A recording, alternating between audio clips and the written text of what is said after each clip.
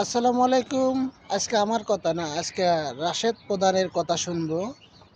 তার নানার বাড়ি বগুড়া এবং তারেক রহমানের দাদার বাড়ি বগুড়া। দেখি দুইজনে কথায় কি বলে। অবশ্যই মনোযোগ দিয়ে শুনবেন, বেশি বেশি শেয়ার চাই। 12 তারিখের জন্য প্রস্তুত আছেন? তাহলে দুটো কথা বলতে চাই। এই ভূমিতে জন্ম নিয়েছিলেন শহীদ প্রেসিডেন্ট জিয়াউর রহমান। দেশনেত্রী বেগম খালেদা জিয়ার শ্বশুর বাড়ি বগুড়া। জনাব তারেক রহমানের দাদা বাড়ি হচ্ছে বগুড়া। আমি ক্ষুদ্র মানুষ রাশেদ প্রধান, আমার নানা বাড়ি হচ্ছে বগুড়া। আমার নানা বাড়ির পক্ষ থেকে জনাব তারেক রহমান, যিনি দাদা বাড়ির সন্তান, তাকে সুস্পষ্ট ভাষায় বলতে চাই, বিনয়ের সাথে বলতে চাই, 17 বছর বাংলাদেশে কি হয়েছে, কোন পরিস্থিতিতে ছিল, কারা মজলুম ছিল, কারা রাজপথে ছিল, কারা রক্ত দিয়েছে, কারা গুলির সামনে বুক পেতে দিয়েছে, আপনি লন্ডন থেকে খবর পান নাই। এই কারণে লন্ডন থেকে নেমে ওই আগের স্বৈরাচার ফ্যাসিস্ট শেখ হাসিনার সুরে তাল মিলিয়ে কথা বলা শুরু করেছেন। আপনার মরহুম পিতা এবং মাতা আলেম ওলামাদের অত্যন্ত সম্মান করতেন। দেশনেত্রী বেগম খালেদা জিয়া জামাতে ইসলামের নেতৃবৃন্দকে সম্মান করতেন। আপনি দেশে নেমে আওয়ামী ভাষায় ৭১ আর রাজাকারের গল্প নতুন করে শুরু করেছেন। আপনি ইতিহাস বোধহয় ভুলে গেছেন। আপনাকে বিনয়ের সাথে স্মরণ করিয়ে দিতে চাই, শহীদ প্রেসিডেন্ট জিয়াউর রহমান প্রেসিডেন্ট হওয়ার পর সর্বপ্রথম যাকে প্রধানমন্ত্রী করেছিলেন, সেই ব্যক্তিটিকে দয়া করে ইতিহাস পড়ে দেখবেন। আমার প্রাণপ্রিয় বগুড়াবাসী, বগুড়া অঞ্চলে আমাদের কয়টি আসন? লাকি 7।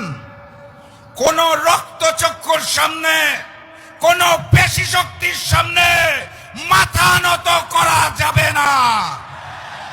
আগামী 12 তারিখ গণভোটে হাঁকে জয়যুক্ত করতে হবে। যারা চাঁদাবাজি এবং রাজনীতিতে ব্যস্ত, যারা মামলা বাণিজ্যে ব্যস্ত, তাদেরকে না বলে দিবেন, তাদেরকে রেড কার্ড দেখিয়ে দিবেন। গণভোটে হাঁকে জয়যুক্ত করবেন। আর ওই যে আগামী দিনের প্রধানমন্ত্রী, আমাদের মানবিক নেতা ডাক্তার শফিকুর রহমানকে এই বগুড়ার পক্ষ থেকে আমরা 7টি আসন উপহার দিব ইনশাআল্লাহ। ওয়াদা করছেন?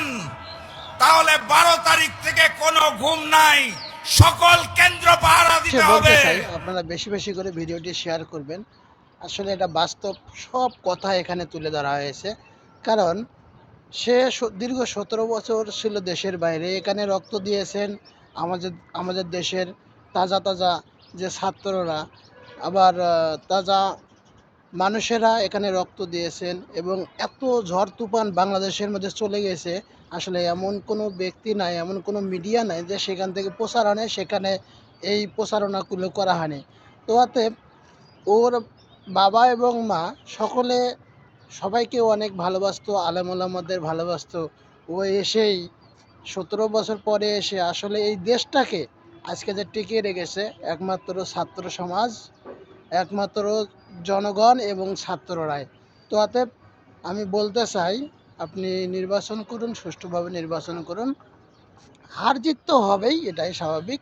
তো অতএব এমন কিছু বলা যাবে না যাতে আপনার মা বাবাকে অসম্মান করা হয়।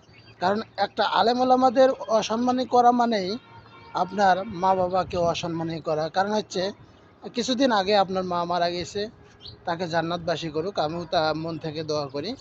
তো আসলেই সে কিন্তু একটা আলেমের মাধ্যমেই তাকে দাফন করা হয়েছে। তো অতএব আমি বলতে চাই, কোনো আলেম ওলামা না, আপনিও ভোটে দাঁড়িয়েছেন, তারাও ভোটে দাঁড়িয়েছে। ইনশাআল্লাহ জয় এবং পরাজয় এটাই নিশ্চিত হবে যে কোনো একজন। তো সকলে যদি জয় হয় তা তো সম্ভব না। তো অতএব ইনশাআল্লাহ সবাই সবার প্রচারণা চালিয়ে যায়, কেউ কারো যেন দুর্নাম না গায়, আলেম ওলামাদের দুর্নাম না গায়।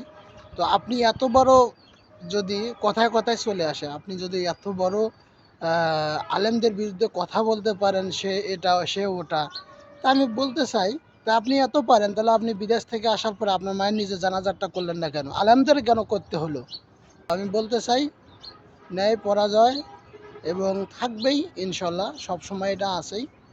তো জনগণে জানি না কার মনে কি আছে, জনগণ পারেই এই আসলে সমাধান দিতে।